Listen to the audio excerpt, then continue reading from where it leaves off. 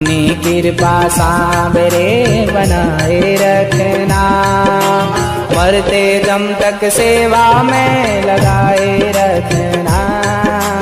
मरते दम तक सेवा में लगाए रखना। इतनी कृपा सांवरे बनाए रखना, इतनी कृपा सांवरे बनाए रखना, मरते दम तक सेवा में लगाए रखना।